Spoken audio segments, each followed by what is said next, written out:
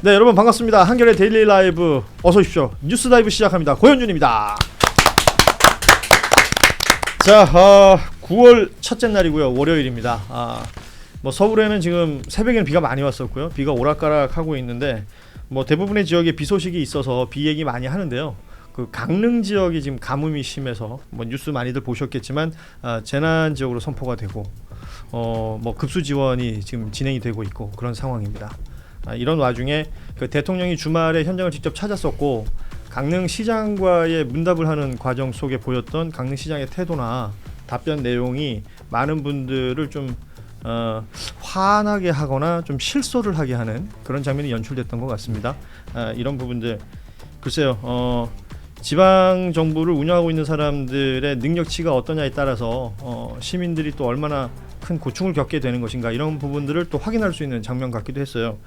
바로 위에 있는 속초는 비가 온 양은 비슷한데 지금 전혀 문제가 없다고 하는 그런 내용들이 굉장히 좀 와닿는 그런 주말 상황이었습니다. 자, 이런 이야기뿐만 아니라 정치권 뉴스들도 많기 때문에 오늘도 함께해 주실 세 분과 이야기 나누도록 하겠습니다. 먼저 신용환 교수 나오셨습니다. 안녕하십니까? 네, 안녕하세요. 신용환입니다. 네, 반갑습니다. 네. 자, 그리고 이제는 더 이상 셀럽이 되고 싶은 사람이 아니라 셀럽이 된 정구승 변호사 함께합니다. 어서 오십시오. 네, 반갑습니다. 안녕하세요. 네.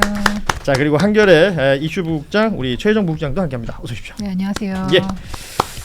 자, 강릉 그 시장의 발언 보셨죠? 네, 발언보다도 댓글에 누구누구가 5번 연속 당선되는 그 자체로 재난 지역이다 하는 댓글을 봤습니다. 네, 그만큼 이제 사람들의 마음이 굉장히 이제 공허해지고 정말 서글픈 그런 내용이죠. 그 대화는 정말 볼 게 없을 정도로 참담했습니다. 예. 저런 사람이 어떻게 지금 지자체 장을 하고 있는지. 그러니 사실은 얼마 전에 이제 강릉에서 두 분이 찾아오셨었어요. 강릉 아이라는 거 있었잖아요. 예, 제가 방송에서 얘기했던 건진 딸. 그러니까 서울링 같은 거. 서울링처럼 강릉 링일지 아일지 하여튼 그런 것들을 뭐 일종의 선물로 해보겠다 등등등을 아주 구체적으로 그 사업에 이렇게 관련된 분이 제보를 주셔서 예. 얘기를 했었고 강릉에서 집중적으로 그걸 질의를 하고 있죠 실제로. 그래서 강릉에 두 분이 찾아와서 그것도 그런 거에는 관심이 많고 예. 정말 이 우리 삶과 직결되는 뭐 치산치수 뭐 수도 없이 다 얘기하는 거잖아요.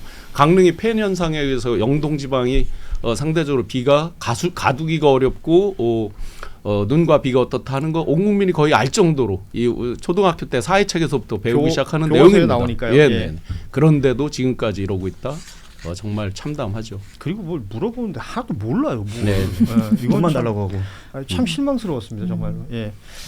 자, 아무튼 가뭄 때문에 고생하고 계신 우리 강릉 지역에 계신 주민분들을 위해서 우리가 뭐 할 수 있는 일이 또 뭐가 있을까? 마음을 모은다라는 건 오늘 아침에 제가 라디오를 진행하는데 문자 중에 그런 게 있었어요. 우리 지역에 지금 내리고 있는 비를 택배로 강릉으로 보내고 싶다 이런 말씀을 하시더라고요. 그만큼 다들 마음은 아픈데 뭐 딱히 할 수 있는 건 없고 좀 속이 상한 그런 상황인 것 같습니다. 자, 앞서도 제가 이제 방송 전에 짧게 언급했습니다만 오늘은 오전에 국회 법사위원들이 서울구치소에 있는 윤석열 피고인의 체포영장 집행 과정, 집행 거부 장면이 찍힌 CCTV를 열람하고 왔습니다. 그리고 김용민 뭐 간사를 비롯해서 기자회견도 짧게 했었고 그 내용들이 지금 기사로 나오고 있는데 현장에 함께 하셨던 전현희 의원 저희 잠시 뒤에 모시고 자세히 이야기 나누도록 하고요.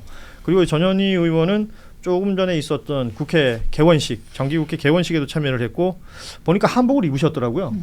자료 확인돼 본 걸 보니까 민주당에서는 드레스 코드로 한복, 우원식 의장의 제안이 있어서 지금 화면에 나가잖아요. 저렇게 다들 사자보이스 비슷하게 이렇게 입고 계셨고 뭐 물론 전원이 다 입지는 않았습니다. 그리고 국민의힘은 여기에 항의하는 뜻으로 검정색 양복, 검정 넥타이, 뭐 근조 리본, 뭐 흔히 말하는 이제 상복 차림으로 현장에 있었다라는 내용.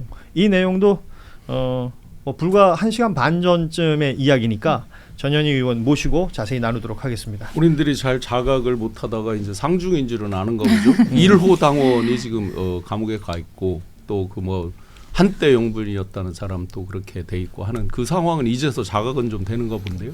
지금 근데 그 자료 화면으로 나오신 두 분은 사실상 본인상 아닌가요? 권성동 의원과 윤상현 의원이 나왔는데 예. 아무튼 그 정구승 변호사의 개인 의견입니다. 자, 뭐 말 나온 김에 권성동 의원 얘기를 좀 하겠습니다. 지금 통일교로부터 청탁 혹은 금품 수수 관련해서 의혹을 받고 있고 수사도 받았습니다. 그리고 계속 그 혐의를 부인하고 있는 상황이에요. 그러니까 한학자 총재를 만나서 큰절을 했다라는 건 인정을 합니다. 그렇지만 이제 금품 수수는 강하게 부인하고 있는데 페이스북에 글을 썼더라고요. 지금 화면에 보시면 보이겠지만 정치인은 선거에서 단 한 표라도 얻기 위해서 불법이 아닌 모든 노력을 해야 한다. 그러면서 각종 종교를 다 거론합니다. 성당에 가면 미사, 절에서는 불공, 교회에서는 찬송을 한다. 로마에 가면 로마법, 종교시설에 방문해서 그 예를 따른다. 이런 내용들을 쭉 썼어요. 글쎄요, 저는 저 글을 보면서 뭐 절했다고 문제 삼는 게 아니잖아요. 그러니까요. 네. 청탁 혹은 그 금품 수수 이런 것들에 대한 정확한 어떤 발언이 있어야 될 것 같은데 그 부분은 크게 뭐 나는 없다 그런 적 없다 이 얘기만 하고 있는 것 같아요. 그러니까 뭐 지금 그 권성동 의원이 하는 말이 맞아요. 그 정치인이 종교 시설 가면 당연히 거기에 맞는 예법을 하는 것 가지고 누가 욕하는 사람은 없죠. 뭐 예. 통일교 가서 그게 예법이라고 하면 뭐 따를 수 있다고 봅니다. 근데 지금 핵심은 이제 권 의원이 통일교의 민원 창구였다라는 그래요. 거잖아요. 예. 그 민원 창구 뭐 UN 사무국 음흠. 그다음에 ODA, 뭐 아프리카 한일 해저 터널 막 다양한 것들이 있는데 그거를 어쨌든 권 의원을 통해서 윤 전 당시 그 당선인한테 청탁을 했고 대통령 취임 이후에도 계속 지속적으로 얘기들이 됐고 그런 부분에 대해서 여러 가지 증거도 나오고 그 과정에서 금품 수수 얘기도 나오고 뭐 다양하게 나오고 있는데 그런 얘기들은 빼고 큰절 얘기를 하니까 약간 이 지금 논점을 다른 쪽으로 이렇게 희석시키고자 하는 그런 의도가 너무 뚜렷하게 좀 드러나는 것 같아요. 이게 실제로 그 저희 한겨레 취재 결과를 네네. 보면 그러니까 당선하고 한 10여일 후쯤 2022년 3월 22일에 네. 이 가평에 있는 그 천정궁이라는 한학자 총재가 기거한다는 곳에서 만났고 그날 그 윤영호 전 세계본부장을 데리고 윤석열과 독대를 주선했다. 권성동 의원이. 그러니까 당선자 사무실에서. 끝나고 나서 이제 그렇죠. 모시고 왔다는 거죠. 그리고 네. 통일교의 이른바 수건 사업이라고 하는 것들에 대해서 당시 저 윤석열 당선인 시절에 내 재임 기간에 이룰 수 있도록 하자. 뭐 이런 답을 했다는 겁니다. 그리고 나서 실제 진행됐던 내용들을 보면 인수위가 그로부터 한 열흘 후, 한 일주일 후쯤 되겠네요. 3월 30일에 외교안보 분과 작성했다라는 내용들, 국정과제 이행 계획서 이 내용을 보면 아프리카 공적 개발 규모를 2배를 증액한다는 목표를 반영하겠다. 그리고 2024년도에 실제로 한 아프리카 정상회의 개막식에서 윤석열이 그런 말을 합니다. 그리고 아프리카 공적 개발 원조가 2030년까지 100억대로 확대돼서 발표가 되기도 100억 하고요. 달러. 그렇죠. 예, 100억 불로. 100억 불이면은 우리 돈으로 한 3조 그렇죠. 되는 거죠. 예. 네. 1,300원 잡았을 때 그렇다는 거고. 어마어마한 예. 거죠. 그리고 꾸준히 얘기했던 이 캄보디아 메콩강 얘기도 나오는데 개발 사업 관련해서 뭐 아시다시피 그 공적 개발 원조 ODA 차관 한도액이 7억 불에서 15억 불, 30억 불 차근차근 올라가는 것을 우리가 다 확인을 했었습니다. 그리고 윤영호 씨 공소장 내용 중에 보면 같은 날 이른바 그 건희2라고 하는 그 전화로 윤영호 씨에게 연락이 왔고 건진이 도와주라고 했다. 전화를 주라고 했다. 그리고 대선 도와줘서 고맙다. 그리고 한 총재님 잘 지내시냐, 건강하냐, 감사 말씀 꼭 전해달라. 이런 얘기들을 주고받았다는 겁니다. 그러니까 정황은 이렇게 쭉 나온단 말이에요. 그냥 권성동 의원은 부인하고 있습니다만 이게 민원 창구라는 표현을 써주셨는데 그럼 통일교가 뭔가를 바라는 게 있고 그리고 실제 뭐 약 일주일 후쯤에 뭔가 진행됐거나 아니면 윤석열 정부 3년 가까이 되는 시간 동안 진행됐던 내용들이 이렇게 있어요. 네. 근데 그러면 그 사이에 오간 게 금품이 아니라면 이게 설명이 되느냐? 한번 우리가 이제 대충 날짜를 보자고요. 2022년 3월 9일에 대선이 있었습니다. 3월 10일 새벽에 이제 당선자 발표가 났죠. 금거북이 발이 달려서 뭐 한 마리만 가고 나머지는 도망갔는지 모르겠는데 금거북이 대략 그 편지 서신 내용을 보면 당선을 축하합니다 내용이죠. 그렇죠. 그렇다는 내용, 얘기는 예. 한 3월 15일부터 뭐 한 20일 사이 뭐 그쯤 아니겠어요? 대체로 그 당선 축하하는 게 그쯤이고 예. 사실은 3월 20일까지 윤석열 굉장히 바쁩니다. 왜냐하면 3월 14일 날 처음으로 국방부 청사를 들러서 둘러보고 물론 윤이 직접 한 건 아니죠. 그 밑에 이제 부하들 네. 지금 알려진 윤핵관들 등등이 하고 20날 직접 브리핑을 합니다. 그렇죠. 단 하루도 청와대에 있지 않고 용산 시대를 열겠다 하면서 그 20날 브리핑을 해요. 온 국민이 봤죠. 무슨 조감도 같은 거 나도 맞습니다. 예. 직접 가르칠 때 가지고 이렇게 하잖아요. 그리고 22일이잖아요, 지금. 그죠? 예. 22일 날 권성동이 직접 이제 천 원궁 있고 천 정궁이 정궁이 있고. 백악관 같이 생긴 두 개 건물 중에 위에 거기에 이제 가서 알현을 하고 제가 재미나이에 물어보니까 예법이 이제 재배가 아니라 삼배를 하는 거다. 우리 저 고사 같은 거 지릴 때 삼배하고 그러잖아요. 예. 삼배를 하는 거는 아주 극진한 그 신도들의 예의라고 하고 사실은 비신도들은 목례로 한다라고 재미나이에 나와 있습니다. 목례만 해도 되는 건데 지금 이제 크게 한 거죠. 예, 구글에서 이제 파악을 했네요. 제가 들어오기 전에 방송 오기 전에 찾아봤습니다. 그리고 이제 같이 이제 대동에서 나와서 윤과했다. 자, 그럼 우선 독대를 했다는 거죠. 그때 돈은 안 줬다라는 얘기를 오늘 동시간대 저 페이북 쓸 때 똑같이 이 천정궁에서도 발표를 하죠. 또 그 말은 한학자 총재 육성으로 안 하고 여성분 목소리로 또 이렇게 합니다. 통일교 안에 아나운서가 있더만요. 네, 아나운서라고 자막이 돼 있더라고요. 네. 그러면 요 부분을 잘 봐야 됩니다. 그 윤영호 그 세계본부장의 부인 이모 씨가 재정부장이잖아요. 그렇죠. 당시에. 그러면 금고가 물론 큰 공고가 있고 작은 공고가 있었다고 하고 세력 싸움도 있었다고 그러지만 큰 돈 들고 나는 정도는 자기들이 알고 있었겠죠. 회계상에 기록하는 게 있을 테니까. 그러면 그들의 구체적인 진술이 분명 있었을 거예요. 왜냐하면 꼼꼼한 분들이잖아요. 중식당에서 만날 때 2시간 전에 사진 찍어놓고 애프터 서비스까지 했잖아요. 헤어지고 나서 오늘 드린 돈은 작은 돈이지만 후보님을 위해 잘 써주세요 등등등 했기 때문에 이 돈에 대한 건 본인이 아무리 절만 저렇게 일부러 논점을이기로 저를 강조하는 거잖아요. 그래도 이건 피해가기 어려울 거다. 한학자 총재가 발표한 내용을 자세히 보시면 돈을 안 줬다는 내용이 아니라 불법 정치 자금을 주지 않았다. 그렇죠. 그 워딩 자체는 네, 돈을 줬는데 그게 불법 정치 자금이 아니다라고 해석할 수도 있는 부분이고, 제가 형사 전문 변호사로서 이제 변론의 기본은 객관적 증거는 어쩔 수 없으니까 그건 인정하고 그 위에 내한테 유리한 그 시나리오를 덮어 쓰는 게 보통 변론의 전략인데 지금 객관적 증거가 너무 많아요. 문자 그리고 사진, 그 돈 사진도 있었고 메모 그리고 증언까지 나온 상태라서 사실 지금 마냥 지금 권성동 의원처럼 마냥 부인하는 건 저희 몇 번 말하는 것 같지만 망한 변론의 전형이다. 결과적으로는 이거는 그 특검이나 재판부 들으라는 소리는 아니고 사실상 이제 정치적으로 나가고 저희끼리 소위 말하는 건 쥐지쳤다. 이거에 대해서 법적으로 다투긴 좀 힘든 것 같다. 왜냐하면 한학자 총재마저 그 불법 정치 자금이 준 적은 없다라고 말하는 건 돈을 줬다는 건 스스로도 이거는 피해 나갈 수 없다라고 생각한 것 같아요. 그래서 오히려 한학자 총재의 그 발언은 변호사의 조력을 정확하게 받고 진행된 것 같고 권성동 의원의 페이스북 메시지는 그냥 쓰셨다. 그러니까 오히려 정치적 수사. 네, 정치적 수사에 가깝다. 그렇기 때문에 이제 정구승 변호사는 그 전문 용어인 지지쳤다라는 표현을 써주는데 제대로 안 들려가지고 다시 한번 읊어드립니다.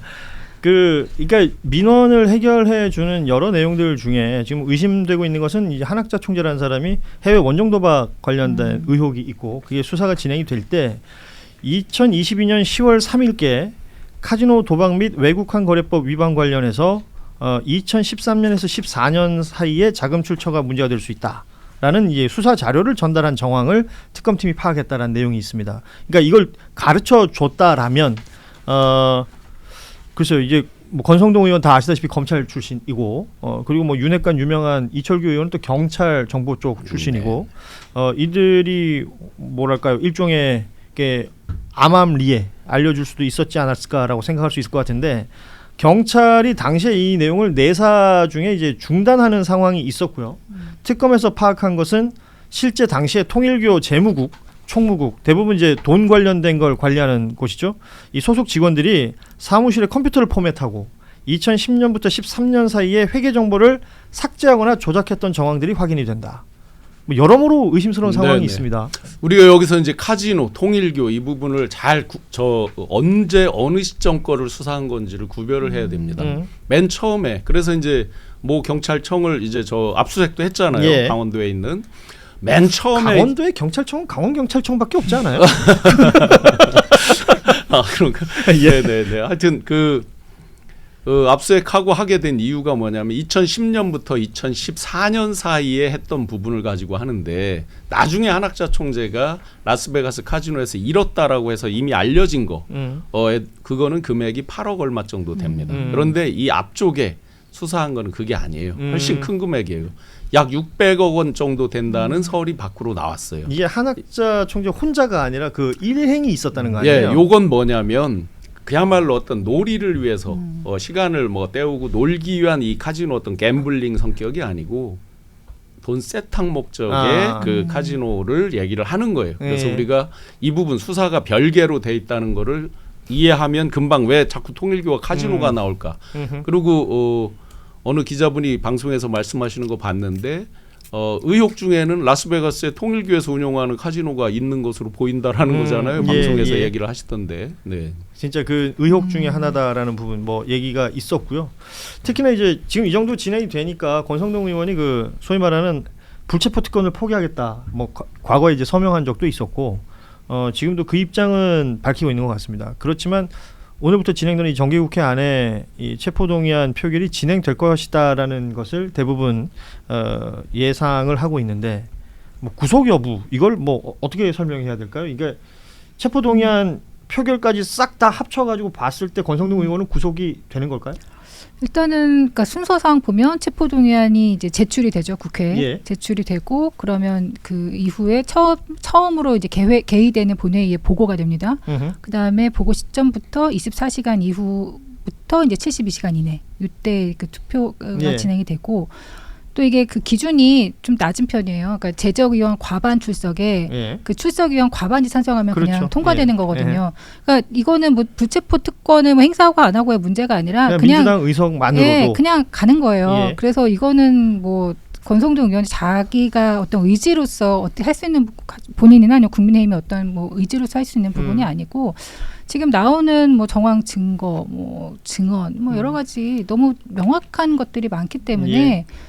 뭐 구속은 피할 수 없지 않을까. 그게 좀 대체적인 관측인 것 같습니다. 형사소송법상 이제 구속 사유는 주거가 불안정한 경우랑 도주 우려, 뭐 수사기관의 정당한 출석에 응하지 않은 우려, 그리고 증거인멸 우려인데 사실 1, 2번 같은 경우에는 뭐 넘어가 줄 수 있는데 권성동 의원 같은 경우에는 증거인멸 우려를 직접 몸소 보여줬고 그리고 그 증거인멸 우려의 보통 하위 카테고리가 이제 진술 오염의 우려가 있다고요. 영향력을 미쳐서 다른 참고인이나 증인들의 그 진술을 바꿀 우려가 있느냐를 우리 그때 배달 기사님께서 그 증언을 확보를 해주셨죠. 전화를 받아주셨죠. 전화를 받아주셨고 그 계속 그 윤영호 씨와 계속 소통을 해서 경찰 진행 상황을 보고 진술을 오염시키려는 행위를 이미 했기 때문에 사실 여기에서는 영장을 기각할 전혀 사유가 없죠. 근데 만약에 영장이 기각된다면 지금 약간 지지분이 됐던 특별재판부에 대한 목소리가 높아지지 않을까. 오히려 그렇게 생각합니다. 2023년도 3월 달에 이제 51명의 국민의힘 의원들이 처음에 이 서명을 합니다. 그렇죠. 그 불체포 특권에 동의한다라고 해놓고 김기현 당대표가 들어서서 6월 달에 자기들 무슨 결의대회 같은 걸 해요. 그때는 왜 그랬냐. 9월 달에 9월 21일 날 이재명 당시 당대표의 재판이 있었고 저 표결 그게 이제 있었죠. 그래서 자기들이 선제적으로 이제 공격을 한 거죠. 자기들이 다 포기한다라고 이런 식으로 하면서 그랬는데 지금 정확하게 이제 부메랑 과연 그 서명하고 했던 사람들이 어떤 태도를 보일까 아주 관심 있게 보겠습니다.